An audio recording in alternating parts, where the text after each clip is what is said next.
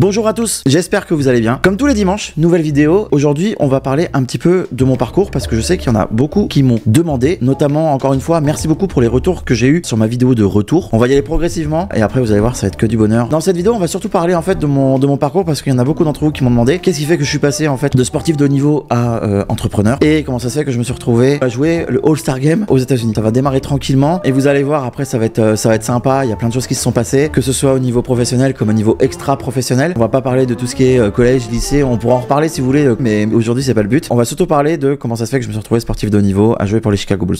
Donc moi ce qui s'est passé c'est que tout simplement j'ai commencé le basket fauteuil en 2005.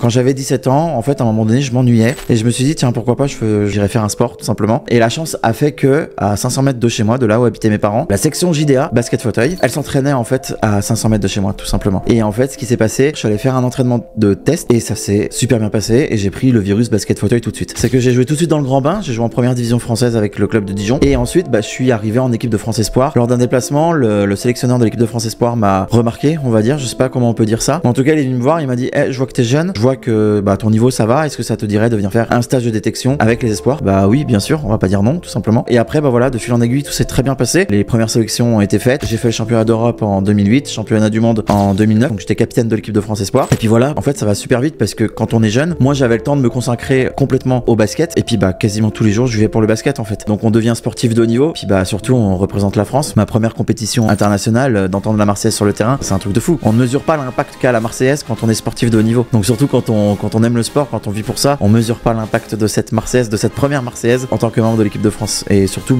en tant que capitaine. Enfin c'était incroyable. J'ai été ensuite porte-drapeau pour le championnat du monde. Tous les souvenirs qu'il y a eu lorsque j'étais au club France ont été quand j'étais jeune parce qu'après à un moment donné il a bien fallu faire un choix. Moi j'ai continué du coup mes études à Lille en licence et à un moment donné il a fallu faire un choix, soit le boulot, soit le basket. Parce qu'il faut savoir qu'en France, on n'est pas rémunéré quand on fait du basket fauteuil. Donc voilà, donc en fait, il a fallu faire un choix à un moment donné, tout simplement. Et moi, si vous voulez, j'ai jamais eu cette philosophie d'être salarié. Je sais pas pourquoi, c'est inné, je pense. Je me suis jamais vu avoir une fiche de paye tous les mois avec un patron. Quand c'est comme ça, il nous reste une autre solution, c'est que ce soit nous le patron, tout simplement. Donc moi, si vous voulez, j'ai découvert le milieu de l'entrepreneuriat, à Futsal, à Lille. Donc c'était un complexe de foot en salle. Et il s'est avéré qu'une opportunité est venue. C'était de reprendre et de créer un complexe de loisirs au sud de Lille. J'ai pris la décision avec deux autres associés d'y aller. Je me suis dit si je le fais pas, je le ferai jamais. J'ai voulu essayer ça et l'essai a duré quasiment 10 ans, 2009-2010 où je me suis vraiment plongé dedans à fond. Et voilà, après toutes les galères entre guillemets de l'entrepreneuriat sont arrivées. Mais moi ça me plaît, c'est mon essence en fait. Tous les jours je sais que c'est un nouveau défi, toutes les semaines c'est un nouveau défi, tous les mois c'est un nouveau défi, on redémarre à zéro et on part à la guerre. Et ça moi ça me plaît, ça m'a toujours plu et ça me plaira toujours je pense parce que j'ai toujours pas perdu la flamme de ce côté-là alors que ça fait, vous voyez,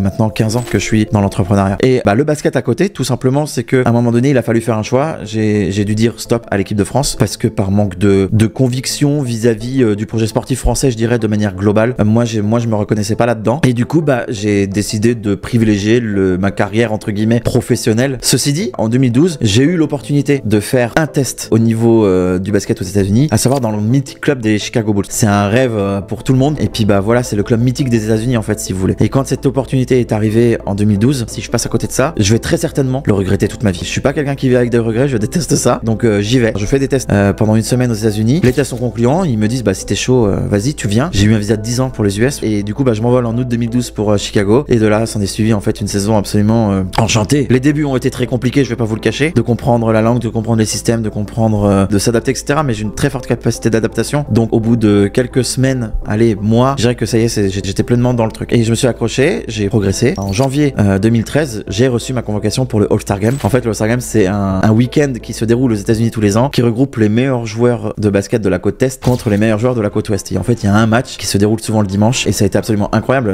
L'histoire faisait que j'étais dans la même chambre que le meilleur joueur du monde à l'époque, qui s'appelle Trick Anderson. Donc là, j'étais vraiment comme un gosse. On pourra très certainement en reparler dans une plus longue vidéo comment j'ai vécu cette saison aux États-Unis. Mais en tout cas, c'était vraiment une parenthèse enchantée et surtout, ça a été l'occasion rêvée pour les médias français de parler du basket fauteuil. J'ai un peu pris, on va dire, ce flambeau de dire voilà, le basket fauteuil existe. On a beau être en fauteuil, on peut faire du sport de haut niveau, on peut kiffer sa life, on peut vivre de ses rêves. C'était le message que je voulais faire passer à ce moment-là et c'est à ce moment-là que le basket fauteuil a une belle aura parce que tous les médias ont relayé l'histoire de Tony Parker et Joakim Noah mais aussi la mienne parce que je faisais partie en fait de la sélection. Et donc quand je suis rentré en fait moi je jouais pour l'équipe de Cambrai donc j'ai continué parce que du coup moi j'avais plus le temps, je me suis totalement consacré à mon aventure entrepreneuriale on va dire. Mes associés m'avaient dit oui pour un an pour les États-Unis. En revanche il fallait que je rentre parce qu'on avait un déménagement à gérer. On déménageait dans des nouveaux locaux, plus grands, moins chers, etc. Fallait gérer tout ça parce que moi je gérais la communication de la boîte à ce moment-là. moment-là. Et c'est là où vous voyez que la boucle commence à être bouclée parce que bah, c'est là où j'ai commencé à voir la naissance de Facebook Ads. C'était en 2014 et donc c'est là où j'ai commencé en fait à me former à la communication digitale. Donc moi je faisais beaucoup de Facebook Ads. Par contre ce que j'aimais pas c'était l'instabilité de Facebook Ads. Donc c'est pour ça qu'après moi je me suis déporté sur Google et c'est pleinement vraiment en 2017 où j'ai commencé à me mettre à fond dans Google Ads. C'est allé là aussi très vite. Je me concentrais uniquement aux entreprises physiques. Je facturais 250 € par mois par entreprise, peu importe le budget qu'ils dépensaient sur Google, mais c'était surtout des électriciens, des artisans. Je me suis rendu compte d'un truc, c'est que en 3 mois, j'avais réussi à avoir 10 clients et je gagnais plus que ce que me rapportait mon activité à côté. Le switch, il a opéré direct à ce moment-là. J'ai vraiment été à fond Google. J'ai eu mes premiers clients en e-commerce en 2019 exactement. Tout s'est enchaîné. J'ai un de mes clients qui a fait 16 millions d'euros de chiffre d'affaires en 6 mois et du coup à partir de là aussi pareil. Tout a été très très vite aussi du côté de Google parce que bah, les clients affluaient dans l'agence, mais encore une fois moi j'avais pas spécialement cette vision d'agence quitte à passer à côté d'affaires. J'ai toujours mis un point d'honneur à ne pas dépasser les 10 clients parce que la qualité pour moi c'est très important. Du coup j'ai toujours voulu rester solo et c'est en 2020 où j'ai été en fait Google Partner et donc bah c'est là en fait que sur LinkedIn j'ai pu mettre que j'étais Google Partner et j'ai eu des clients ultra premium en fait derrière. Tout ce que je veux dire en fait si vous voulez par là c'est que je n'ai pas de talent particulier en soi dans Google Ads mais seulement je me forme tout le temps et c'est un réseau qui évolue très vite. Ça me permet de rester à jour, d'accroître mes connaissances. On n'a pas la science infuse tout simplement. Voilà, j'ai totalement arrêté le basket et pour le coup ça me manque pas. Je suis tellement occupé avec le boulot en tant que papa aussi maintenant depuis plusieurs années que bah au final les journées passent trop vite. Peut-être que un challenge de la communauté qui fait que je rechausse les roues pour refaire du basket, on verra. Et pour ceux qui se posent la question, parce que c'est vrai que je parle beaucoup du